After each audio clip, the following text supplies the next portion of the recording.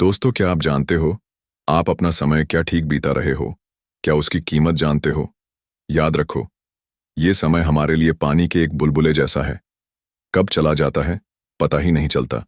समय कितना कीमती है।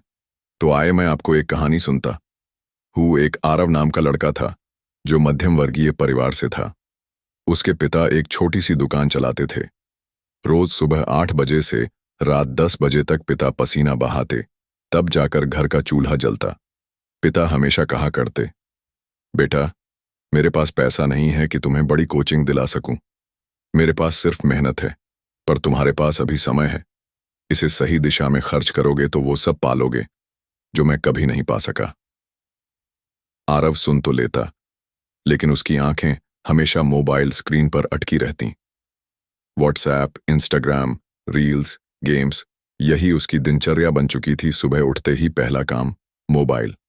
किताबें कोने में पड़ी रहतीं और माँ की आवाज कहती, बेटा, पढ़ाई कर लो, एग्जाम सिर पर हैं। लेकिन आरव हंसकर कहता, माँ, अभी तो बहुत समय है। धीरे धीरे वह कॉलेज में भी पिछड़ने लगा। उसके दोस्त आगे निकलने लगे।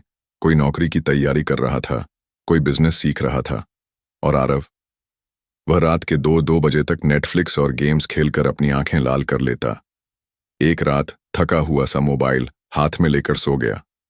नींद में उसने सपना देखा।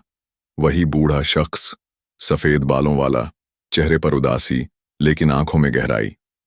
वह बोला, मैं समय हूं। लोग मुझे सोना कहते हैं, पर तुम मुझे मिट्टी से भी कम समझ बैठे हो।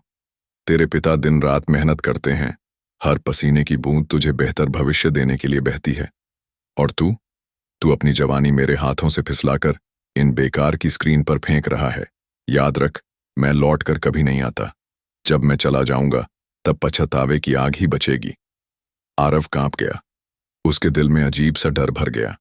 अगली सुबह उसने देखा कि पिता थक कर दुकान में ही सो गए थे, हाथ फटे हुए, कपड़े पसीने से तरबतर। माँ रसोई में बैठी आंसू पोंछ रही थी, क्योंकि राशन खरीदने के पैसे भी पूरे नहीं थे। उस दिन आरव की आंखें भर आईं। उसने सोचा, मैं किस अधिकार से अपने माता पिता की मेहनत बर्बाद कर रहा हूं?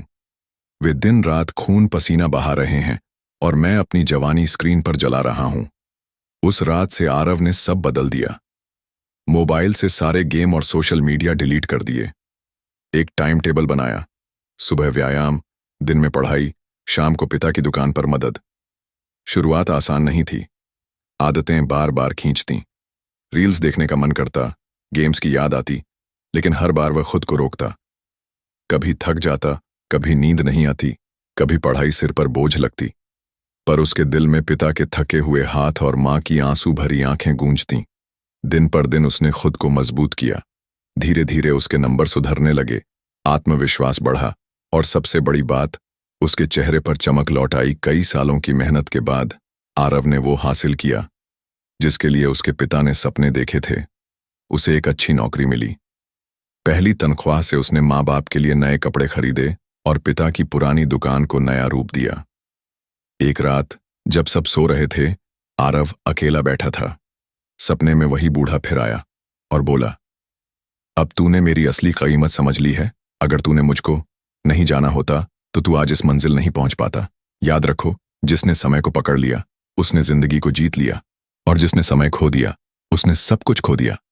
दोस्तों, आज हम सोचते हैं अभी तो समय है, लेकिन समय कभी रुकता नहीं, कभी इंतजार नहीं करता।